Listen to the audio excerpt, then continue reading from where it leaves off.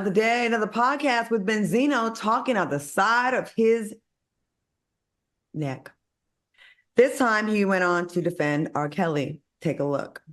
Do you think we should give R. Kelly a second chance? Everybody deserves a second chance. I know that Elvis, a lot of 14, 15, I know with young girls to keep it 100, right? I'm not into that. Again, the legal age is 16 years old. So does that make it right if it does it? Yes or no?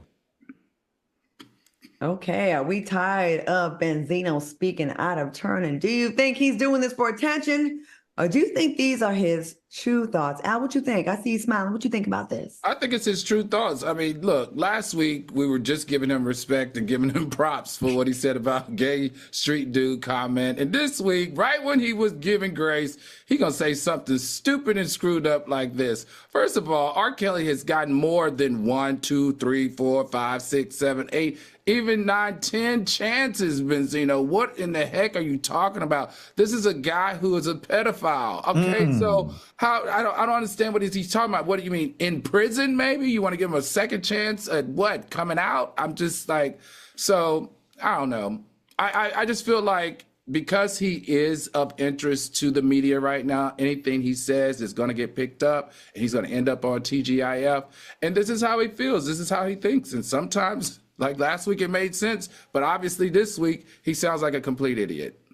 Armand, what are your thoughts? I think this is a case of getting too comfortable and talking too much and just having like word vomit and diarrhea. Because I just think it didn't really land. Like watching the full clip, I didn't really understand what he was trying to say. So at the end of the day, like Al was saying, like R. Kelly was a pedophile. I mean, he was peeing on 14-year-old little girls. Like there is no second chance for that.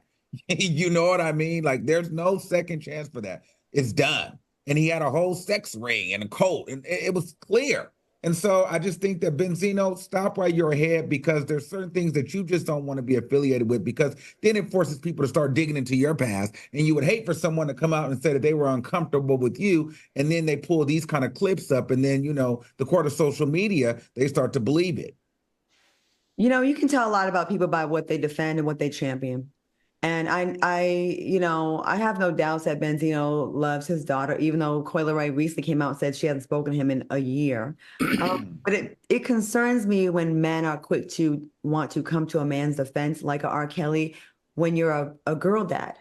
You know, when you're a girl dad, that I would think it would hit a little bit differently than, you know, just like if there's a celebrity or a star that's molesting boys and you have sons, I would think that would hit close to home. Like whatever it is that they're doing that could possibly potentially, you have a young, beautiful daughter as well. Like, and I would just think that you would be extra offended by stuff like this because you claim to love women, you know, as far as like as your friends and relationships, and also just being a girl dad.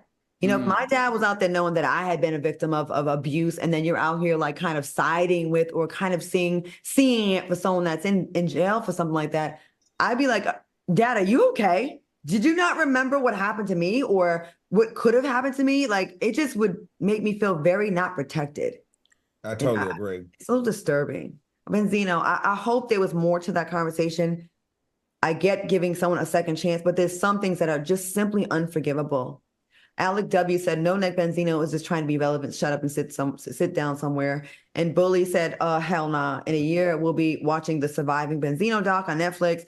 Y'all better start investigating Benzino. No shade. You know, people say the most shady things, go, no shade, no shade. Listen, we ain't watching no Surviving Benzino. He ain't that famous to even get a Surviving doc. It'll just be an allegation and Benzino will be off the internet. You know. So you're saying it's not going to be a 4-part miniseries? Absolutely not. No one cares that much about Benzino.